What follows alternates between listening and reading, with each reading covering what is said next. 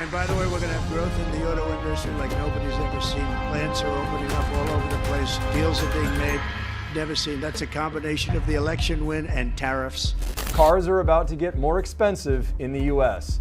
Some may even be pulled from the market entirely. If we see prices going up as a result of costs going up either on vehicles or parts, that means that the consumer is going to have a harder time affording these vehicles. 약속은 거대했습니다. 자동차 산업의 부흥, 일자리의 귀환, 국민적 자부심의 회복, 관세는 하나하나 노동자를 보호하고 공장을 지키며 아메리카를 더욱 강력한 강대국으로 만들겠다는 메시지를 전했습니다. 그러나 오늘 보이는 현실은 전혀 다릅니다.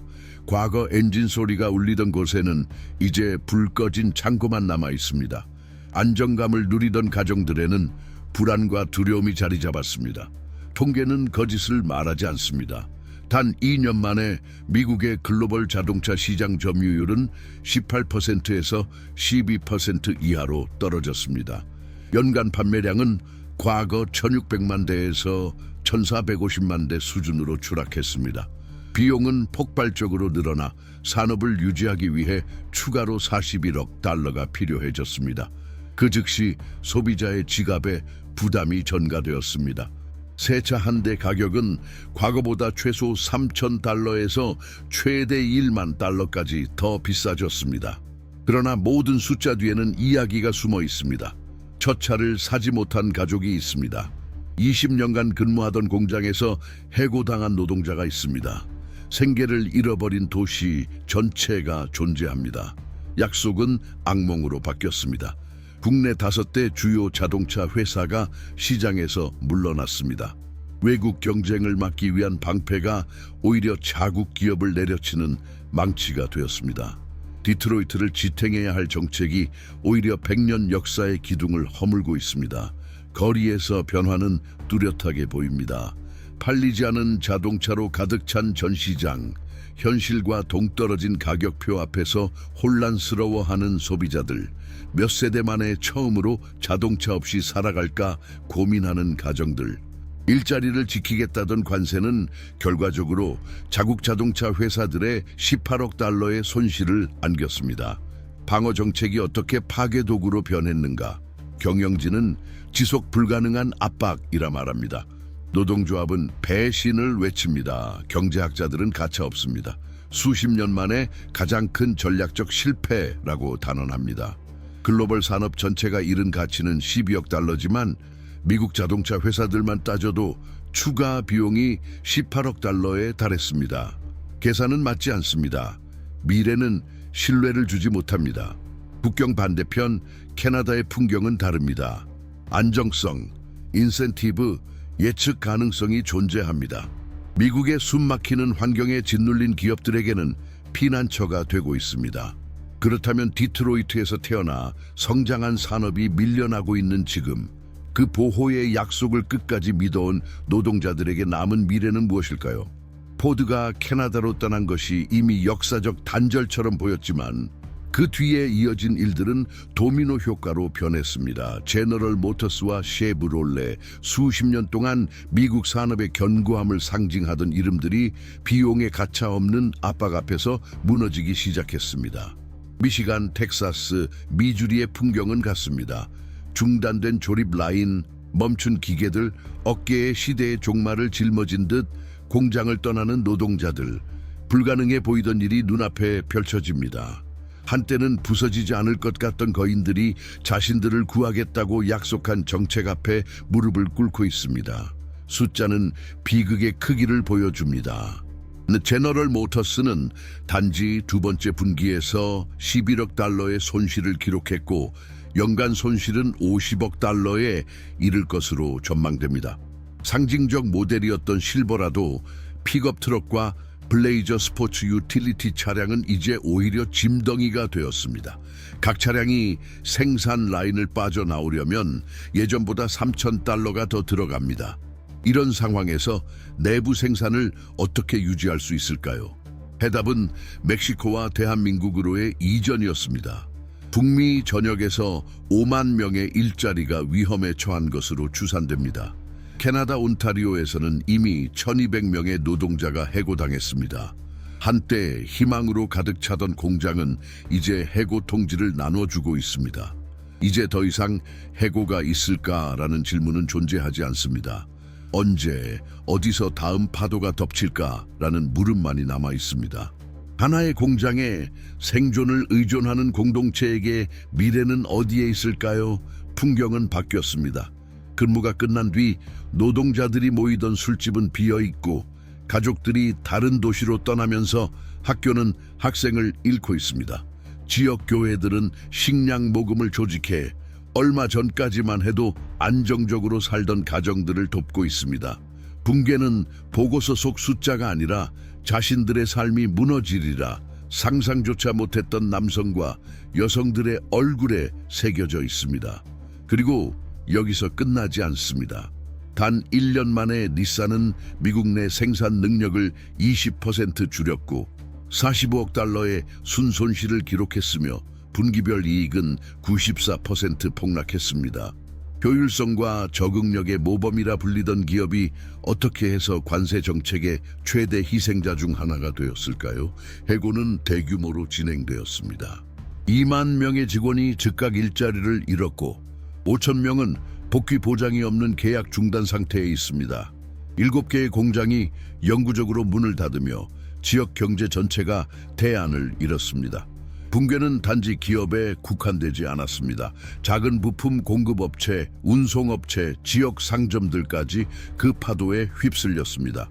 단 한 대의 로그 스포츠 유틸리티 차량이 생산되지 않는다는 것은 단순히 자동차 한 대가 줄어드는 것이 아니라 가족의 소득이 사라지고 도시의 활력이 꺼지며 공동체의 정체성이 무너지는 것을 의미합니다.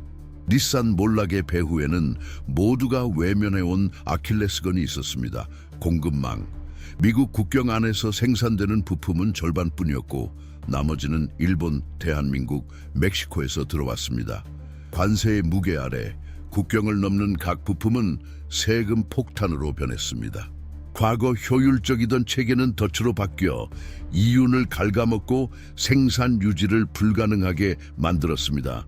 이 장면은 여러 주의 공장에서 반복되고 있습니다. 공장이 닫힐 때마다 질문은 점점 더 강렬해집니다.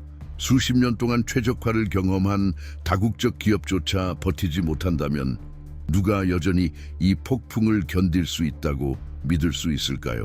한때 안정적 대안으로 여겨졌던 다른 기업들도 지금은 흔들리고 있습니다. 중산층 가정에게 인기가 높았던 스바루는 비용 폭등에 직면했습니다. 단지 포레스터 모델 한 대의 가격만 해도 75만 2천 달러 더 비싸졌습니다. 그 결과 경쟁력을 잃고 25억 달러의 손실이 예상됩니다. 접근성을 상징하던 브랜드는 이제 평범한 소비자의 선택지에서 사라질 위기에 놓였습니다. 자동차의 대중적 접근성이라는 개념 자체가 지워진 현실에서 신뢰를 어떻게 다시 쌓을 수 있을까요? 크라이슬러, 다찌, 지프 같은 역사적 브랜드를 보유한 스텔란티스도 폭풍을 피하지 못했습니다. 상승하는 비용 압박 속에서 회사는 멕시코와 캐나다에서의 운영을 중단했습니다. 그 결과 공급망이 끊기고 국경에서 부품이 묶이며 미국 내 조립 라인이 멈췄습니다.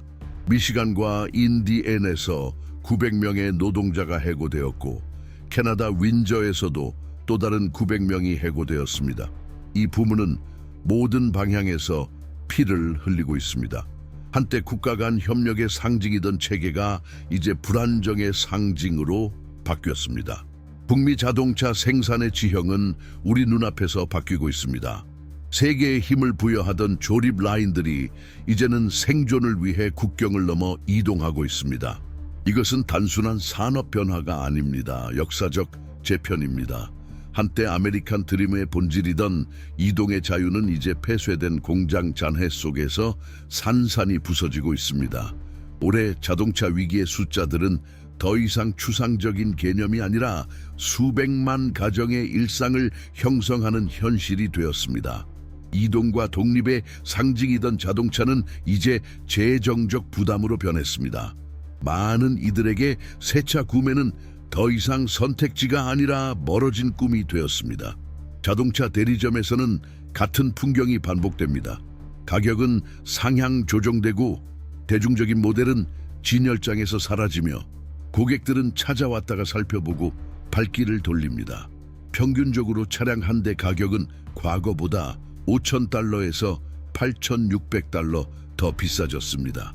중산층 가정에게 이 차이는 감당할 수 없는 수준입니다.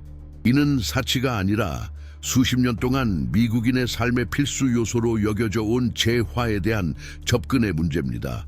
생활은 훨씬 더 어려워졌습니다. 대중교통이 효율적이지 않은 지역에 사는 사람들은 매일 압박을 느낍니다.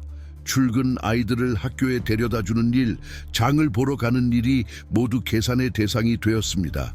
모든 이동이 계획되어야 하고 주행하는 모든 킬로미터가 가계에 부담이 됩니다. 대체 교통수단에 대한 수요가 급증했습니다. 자전거와 버스는 10,000원이고 차량 공유는 임시적 대안이 되었습니다.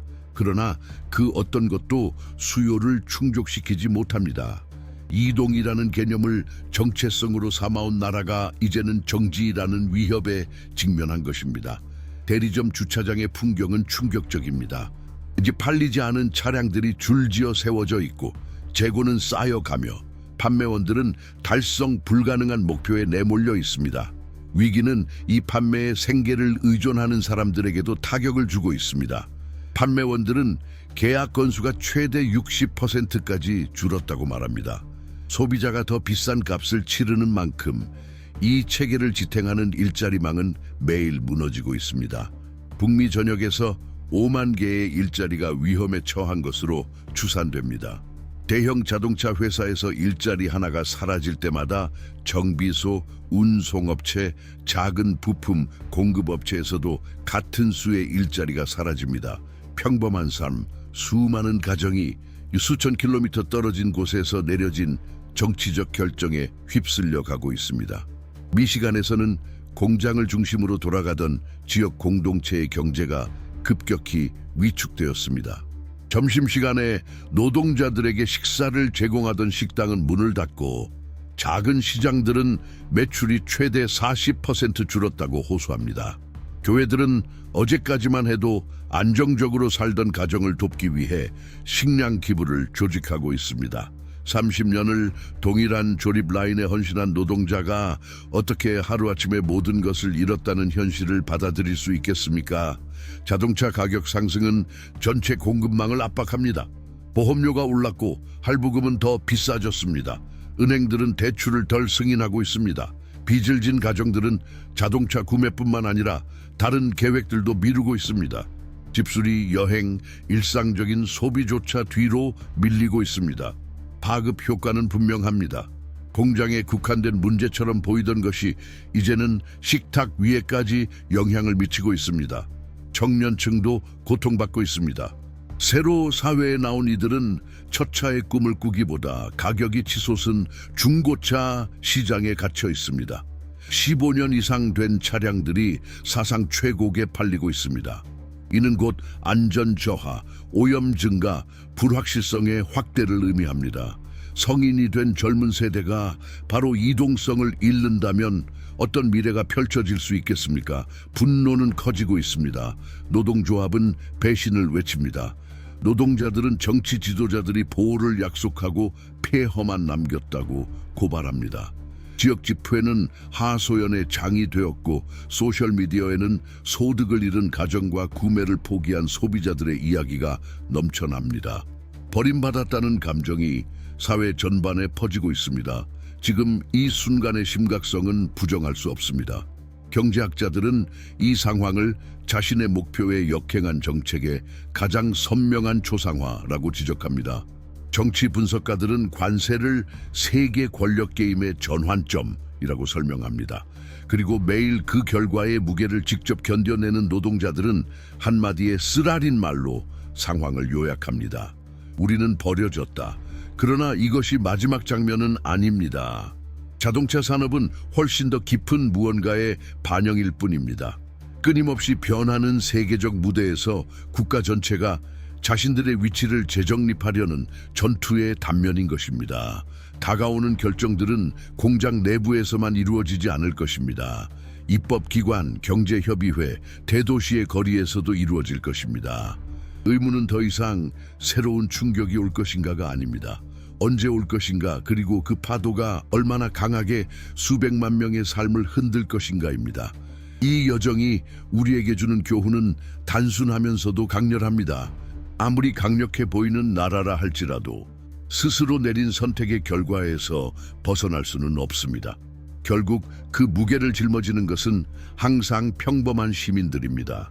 시장에서 장을 보고 월급에 의지하며 더 나은 미래를 꿈꾸는 이들, 그리고 수천 킬로미터 떨어진 밀실에서 내려진 결정의 결과를 일상 속에서 체감하는 바로 그들입니다. 이 지점에 이르기까지의 과정을 이해하려면 국가의 진로를 결정하는 지도자들을 주목하는 것이 필수적입니다. 그들이 전략을 세우고 대립이나 동맹을 정하며 역사적 전환점에 흔적을 남깁니다. 그래서 우리는 오늘날 세계를 형성하는 대통령들의 궤적을 다룬 독점 이북을 준비했습니다. 관세를 압박의 도구로 바꿔버린 도널드 트럼프에서부터 중화인민공화국의 역할을 세계 무대에서 재설계한 시진핑에 이르기까지, 그들의 이야기를 아는 것은 현재를 더 깊이 이해하는 길입니다. 이 이북은 고정 댓글에서 확인하실 수 있습니다. 이번 조사는 여기서 마무리되지만 질문들은 여전히 메아리칩니다. 다음으로 흔들릴 산업은 무엇일까요? 정치적 선택은 어디까지 수백만 명의 운명을 바꿔놓을까요? 그리고 미국이 물러서는 듯한 이 공백을 누가 차지하게 될까요?